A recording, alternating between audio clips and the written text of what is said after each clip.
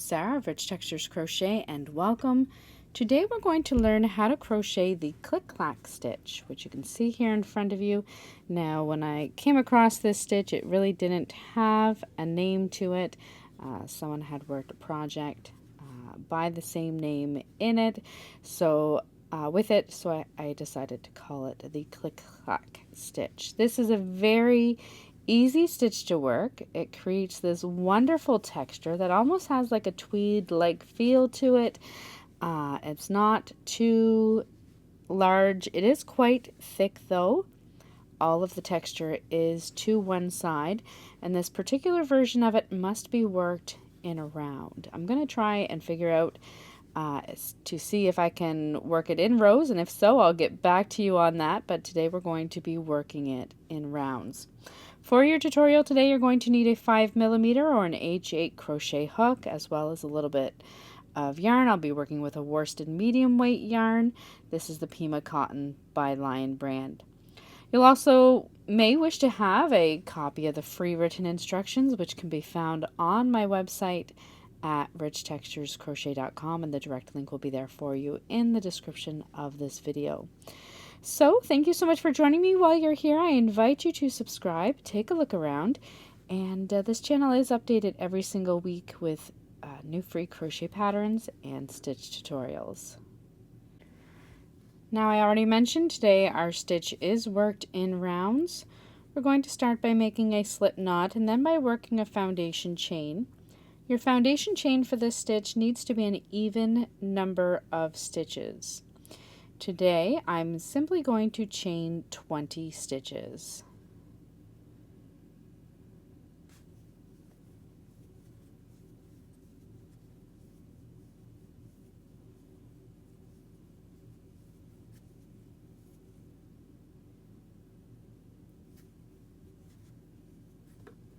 I think that's it.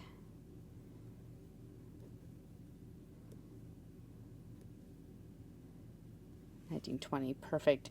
Once you have your even number of stitches without twisting your chain, you're going to join with a slip stitch into the first stitch. I'm working in the back bumps of my stitch for this pattern. It's not really necessary. You can work in whatever loop you would like. Then for round 1, you're going to chain 1 and very simply work a single crochet into each stitch all the way around, starting with that same stitch as joining. The one thing I would say with this stitch is you want to make sure that you're keeping your stitches quite loose. So you're not going to work a very tight single crochet stitch. You want to keep them quite loose, and I will show you why as you come around. So work a single crochet in each stitch and then join with a slip stitch into the top of your first stitch.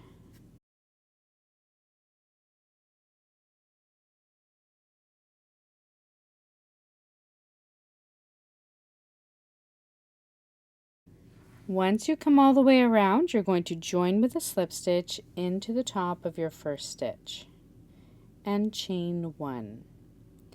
Now for round 2, we're going to start by working a single crochet into the same stitch as joining, followed by our first kind of click-clack stitch, which is a single crochet, but it's going to be worked through the center of the post of the next single crochet. So when you look at your single crochet stitch, the front, you have these 2 vertical bars that go across that form the post of your stitch. You're going to insert your hook under that first vertical bar and under the second vertical bar. And I will say that this first round is a little bit tedious. So you're going to insert your hook under those 2 bars, yarn over, draw up a loop, and complete your single crochet stitch. Again, you want to make sure that you're keeping your stitches loose. You're then going to work a single crochet into the top of the next stitch. Next, work one of the post single crochet stitches. So work inserting your hook under that first vertical bar, under the second vertical bar and single crochet. Then single crochet into the top of the next stitch. You're going to repeat this all the way around. Work a post, single crochet stitch, followed by a single crochet into the top of your next stitch, all the way around until you come to your first stitch. When you come all the way around, you're going to finish off with a post single crochet, and you're going to join with a slip stitch into the top of your first stitch and chain 1. Continue working in the same direction. For row 3, this time you're going to start with the post single crochet. So through the post of that first stitch, working under those 2 vertical bars, you're going to work a single crochet and then single crochet into the top of the next stitch. Post single crochet through the next stitch, followed by single crochet into the top of the next.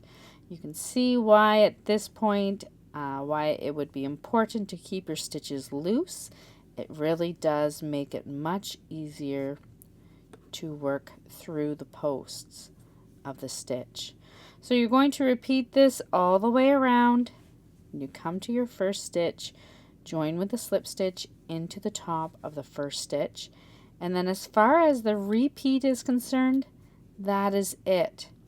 For the rest of the pattern, you're simply going to repeat your rows 2, which started with a single crochet followed by your post single crochet, and then round 3, which is the one that we just worked, starting with the post single crochet stitch followed by the single crochet.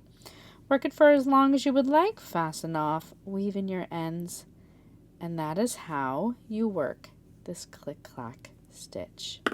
So thank you so much for joining me, and once again, don't forget to subscribe. If you happen to work this stitch, be sure to tag Rich Textures Crochet on social media, and I would love to come by and admire it.